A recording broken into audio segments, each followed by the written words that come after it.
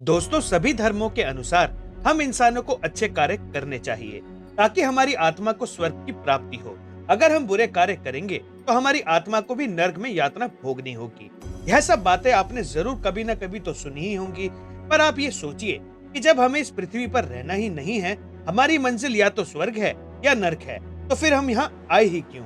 कुछ लोग ये कहेंगे कि ऊपर वाले ने हमें यहाँ परीक्षा के लिए भेजा है, मानो ऊपर कहीं फैक्ट्री लगी हुई है जहाँ धड़ाधड़ आत्माएं बनाई जा रही हैं। इंसानों की तादाद लगातार बढ़ रही है, यानी ऊपर वाले को लगातार अपनी फैक्ट्री में नई नई आत्माओं का निर्माण करना पड़ रहा है। क्या आपने कभी ये सोचा है कि अगर आज से ही इंसान बच्चे पैदा करना बंद कर दे तो ऊपर वाले की आत्मा बनाने की फैक्ट्री तो खुद ब खुद बंद हो जाएगी? यानी ऊपर कोई ऐसा है जिसकी आत्मा बनाने की फैक्ट्री को नीचे वाले कंट्रोल कर रहे हैं। वैसे कभी आपने आसमान की तरफ देखा है? दूर दूर तक सिर्फ फैला हुआ घना काला साया है। पहले साफ मौसम में टिमटिमाते हुए तारे दिखाई देते थे, अब प्रदूषण के कारण वो भी दिखाई नहीं देते।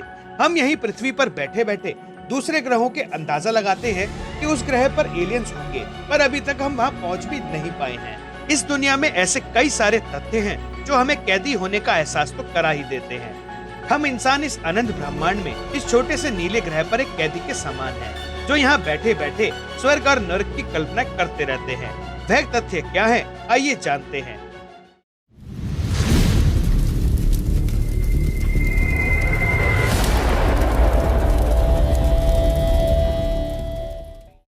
समय का एक ही दिशा में बीतना।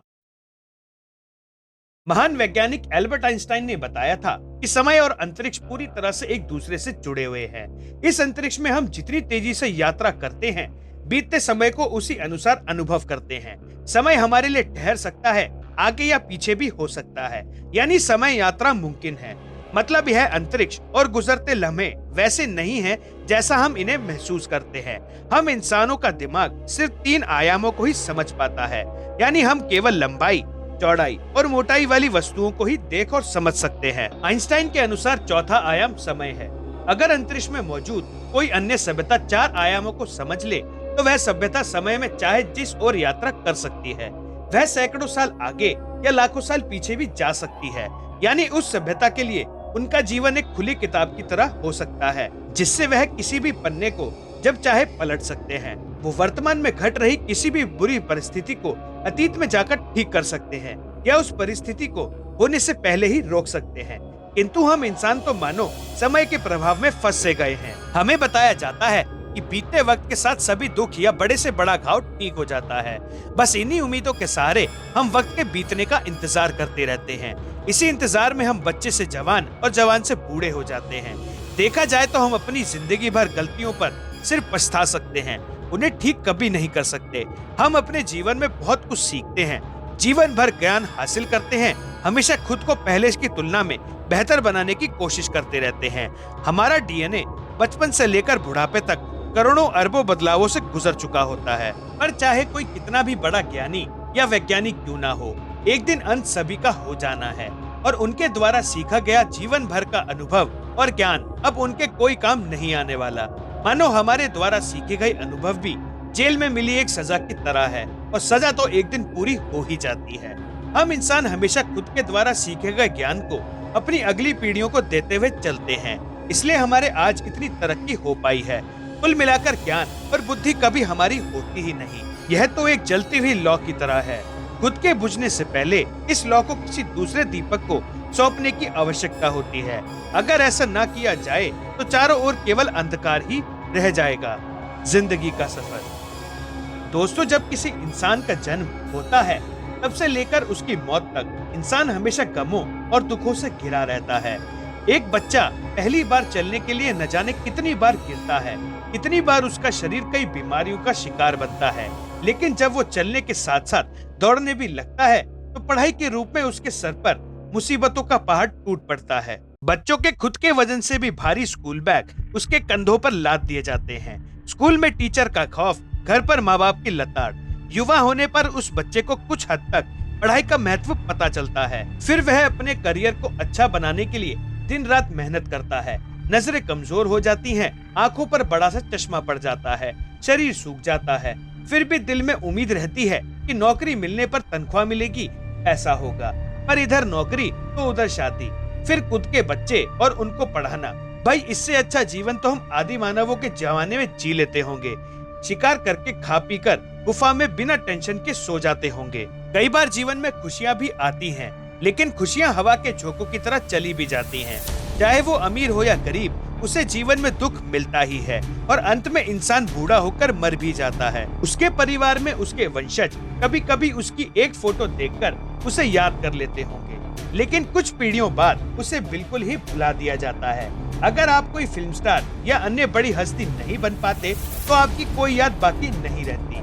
अब ऐसे जीवन को जेल की सजा न कहें तो और क्या कहें। वैसे धर्मों में भी जीवन को एक यात्रा ही बताया गया है। शायद धर्म ग्रंथ लिखने वाले यात्रा के आगे जेल शब्द लगाना बिल्कुल भूल ही गए होंगे। इंसानों और वानरों के बीच की कड़ी कहाँ है? दोस्तों, जैसे कि हम सब जानते हैं कि बिल्ली, शेर और तेंदुआ यह सब एक ही परिवार के सदस्य हैं। भले ही बिल्ली आकार में छोटी हो, लेकिन इसके शिकार की तकनीक और बौद्धिक क्षमता शेर जैसी ही है। आप किसी भी अन्य जीव की विभिन्न नस्लों को देखिए, उन सब में बेहद ही अधिक समानताएं मिल जाएंगी। ऐसे ही इंसानों को वानर परिवार का सदस्य माना जाता है, लेकिन हमें और वानरों में समानता की तुलना में असमानता ही अधिक मिलेगी। हम इंसानों ने जहां अंतरिक्ष में उड़ने वाले रॉकेट तक बना लिए हैं, वहीं कोई चिंपैंजी या गोरिल्ला एक साइकिल भी नहीं बना पाया है। यानी हम सीधे तौर पर वानरों से विकसित नहीं हुए हैं। कुछ तो ऐसे जीव होने चाहिए जो इंसानों और वानरों के बीच की कड़ी हो, जो हमसे कम लेकिन वानरों से अधिक बुद्धिमान हो। परंतु हमें ऐसा कोई भी जीव हमें आज तक नहीं मिला है। हम इस पृथ्वी पर अकेली बुद्धिमान प्रजाति हैं। वानरों सहित अन्य जीव हमारे मुकाबले में आले दर्जे के मूर्ख हैं। भला ऐसा क्यों? अब इसका तो एक ही कारण हो सकता है कि हम इंसान इस पृथ्वी के हैं ही नहीं, बल्कि कहीं दूसरी दुनिया से लाए गए हैं। हमारा शैतानी दिमाग। दोस्तों, धरती पर सब जीव अपने खाने की जरूरत को पूरा करने के लिए लड़ते हैं। वहीं इस पृथ्वी पर इंसान अकेला ऐसा जीव है जो अपना खाना खुद उत्पादित कर सकता है। और सिर्फ खाना ही नहीं, बल्कि हम इंसान अपने तेज दिमाग के दम पर अपनी अन्य जरूरतें भी पूरी कर सकते हैं। लेकिन इस सब के बावजूद भी हमारे बीच हद दर्जे की नफरत मौजूद है। हमारे पास कमाल का शैतानी दिमाग है। अत्याचार हमारे खून में बस गया है। हम सब जात पात, रंग रूप और धर्मों को लेकर हमेशा एक दूसरे के साथ लड़ते रहते हैं। हमने बाकी के सभी जीवों को उनके इलाकों से खदेड़ दिया है और पूरी पृथ्वी पर कब्जा कर रखा है। इन सब के बावजूद हमारे भीतर बिल्कुल भी संतुष्टि नहीं है। हम पूरी पृथ्वी पर प्रदूषण और रेडिएशन फैलाए हुए हैं। क्या आपने कभी किसी जानवर को, इस प्रकृति को नष्ट करते हुए देखा है? आपका उत्तर होगा नहीं, क्योंकि प्रकृति नष्ट करने का यह ठेका केवल इंसानों ने ले रखा है। हमने बहुत पहले ही अपने तेज दिमाग के दम पर घोड़ों और हाथियों जैसे ताकतवर जीवों को काबू करना सीख लिया था, लेकिन उसका इस्तेमाल भी हमने लड़ाइयाँ लड़ने के लिए ही किया है। अतीत में हमने शिकार करने के लिए पहले पत्थरों के, फिर धातुओं के हथियार बनाना सीखा, लेकिन शिकार के बजाय हमारे हथियार दूसरे इंसानों को मारने के लिए ज्यादा इस्तेमाल किए गए। हमने यातायात के साधन बनाए, आसमान में उड़ने वाले हवाई जहाज बनाए, लेकिन उन्हें भी लड़ाकू जहाज की शक्ल देकर बम बरसाने के लिए ही प्रयोग किया जाने लगा। क्या आपको नहीं लगता कि अपराध और लड़ाई हमारे ही डीएनए का एक हिस्सा है और शायद इसलिए आज हम सब इस पृथ्वी पर कैदी का जीवन जी रहे हैं? एलियंस का पृथ्वी पर आना। दोस्तों, ऐसा नहीं है कि एलियंस की परिकल्पना सिर्फ हॉलीवुड फिल्मों से ही शुरू हुई हो। जब से इंसानी सभ्यता ने होश संभाला है, तभी से एलियंस का दिखना शुरू हो गया था। हमें अनेकों प्राचीन गुफाओं में ऐसी चित्रकारी देखने को मिल जाती है जो सीधे तौर पर एलियंस की ओर इशारा करती है। हमने उस जमाने में दूसरे ग्रहों की खोज कर ली थी जब हमारे पास टेलीस्कोप तक नहीं होता था। हम जंगलों में खाना बदोश बनकर रहते थे, लेकिन जंगलों से निकलकर हमने तुरंत ऐसे निर्माण करने शुरू कर दिए थे जिन्हें आज भी देखकर लोग अचंभित रह जाते हैं। यह सब बिना किसी मदद के नहीं किया जा सकता था।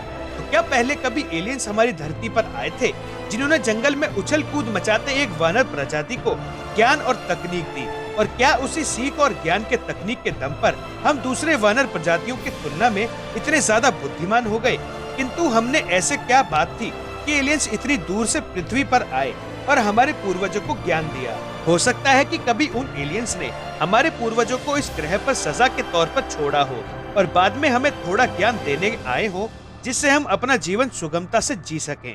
अब सवाल उठता है कि अगर हम इस पृथ्वी पर कैदी हैं, तो इस जेल का वार्डन कौन है? कोई भगवान या शैतान?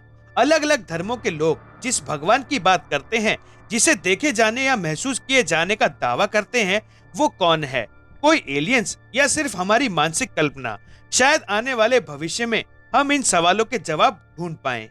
मैं उम्मीद करता हूं कि आपको यह वीडियो अच्छी लगी होगी और थोड़ा बहुत इस विषय पर सोचने पर मजबूर कर ही दिया होगा। वीडियो कैसी लगी और अपने सुझाव हमें कमेंट सेक्शन में देना ना भूलें। इस चैनल को सब्सक्राइब कर लें और वीडियो को लाइक कर दें। आप हमें इंस्टा, स्नैपचैट पे फॉलो कर सकते हैं, लिंक डिस्क्रिप्शन में दिया हुआ है। Thank you for watching.